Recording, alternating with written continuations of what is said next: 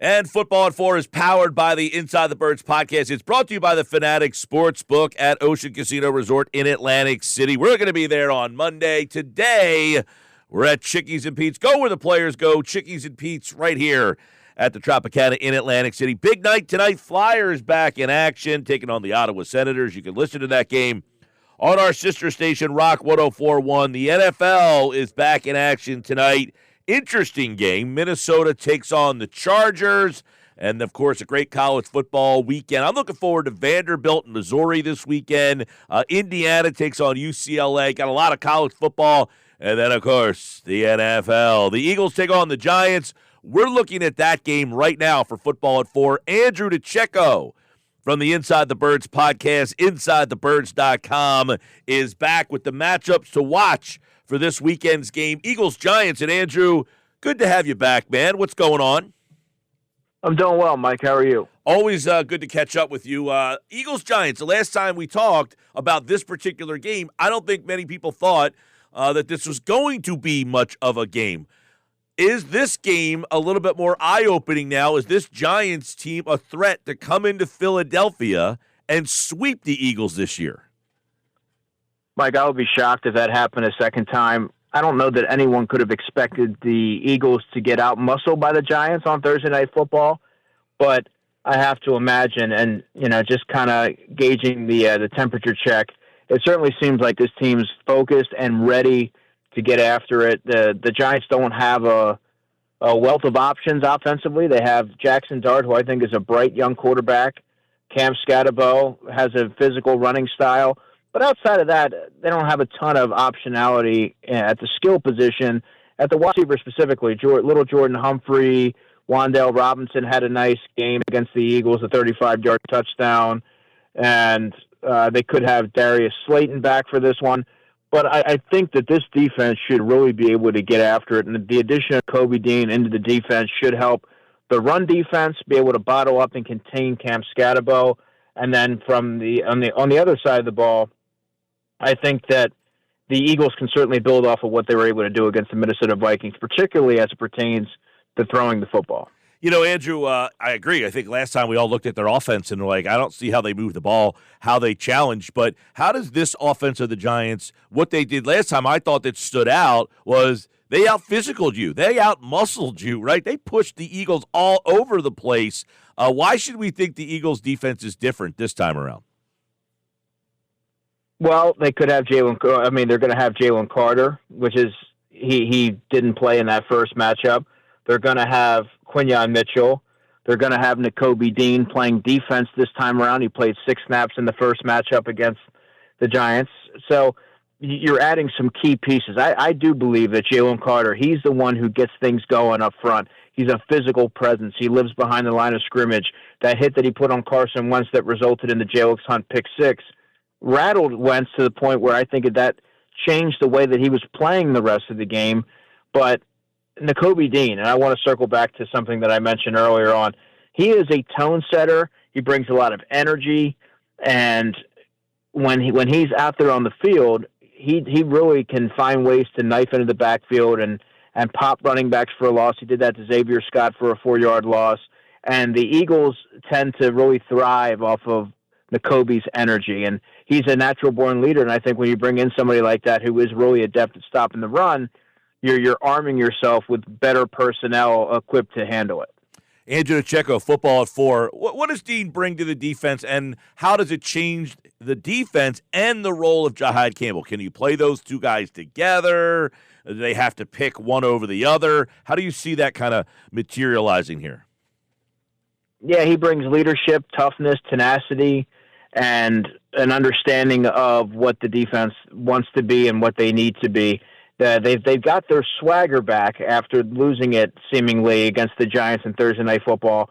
Once Dean was back on the field defensively, he's vocal, he's highly intelligent. His football intelligence is off the charts, and I go back to what I said last season. He was the heartbeat of that defense. So to have him out there, I thought made a noticeable improvement.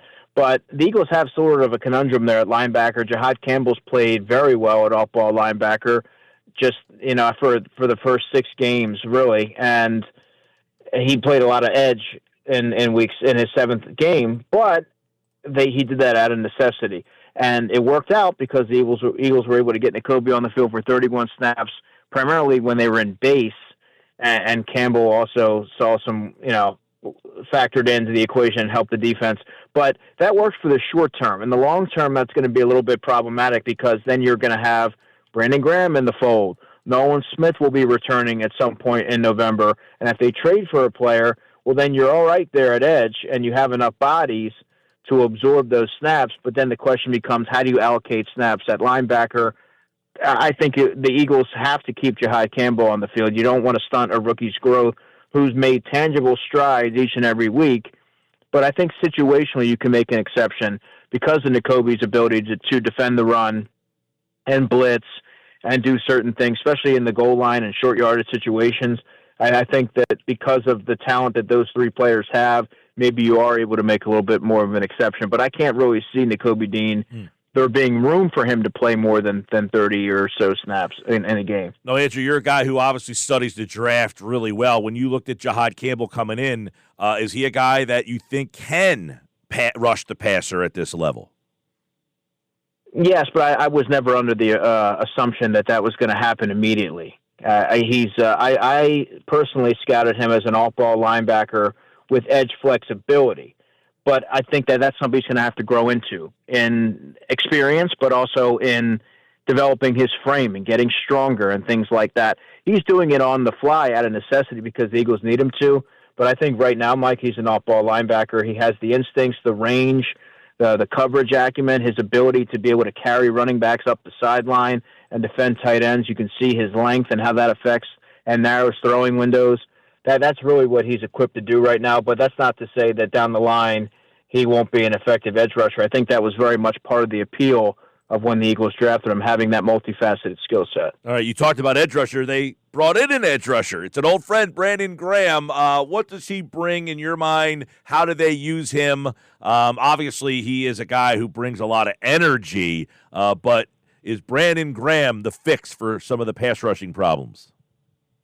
Well, he brings leadership, he brings institutional knowledge and the ability to impart wisdom on players who are younger and players who are older. He's just a locker room pillar and a very positive influence. But you couple that with someone who is a good run defender. The last time we saw Brandon Graham, well, I guess really it was week 12 when he tore his tricep. That was his best game of the season by far, making plays behind the line of scrimmage and just all over the field. And then he came back in time for the Super Bowl, retore it, and he said that he feels like it never happened. He feels very good. But I think he brings someone who does believe it. He knows that he's comfortable in his ability. He stayed in shape. Now, realistically, you have to look at the snaps.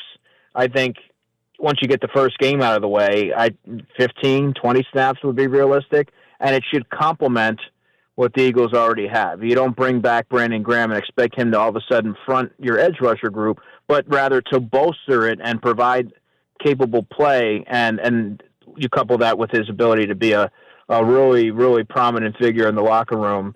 That's going to be worth its weight, man. And I just think that he has a lot to offer. But expectations should be tempered because he's 37 years old. He had 2 tricep injuries, and you have to give it time to see what he's able to do from a conditioning standpoint and things like that. Vic Fangio mentioned retention and football shape, contact shape as being the 2 factors he was going to look at in determining how much and how soon Graham could help his defense. All right, we're talking with Andrew DiCecco, Football 4. A couple more with him as the Eagles get ready for the Giants. We talked about last time the Giants whipped them. The Eagles' offensive line got whipped as well. They lost the battle up front, and they've been losing the battle essentially every single week. They have been outgained in every single game this season. Do you look at this offensive line? Is it something that can be fixed, or is this going to be a constant issue, not only this week, but for the rest of the season?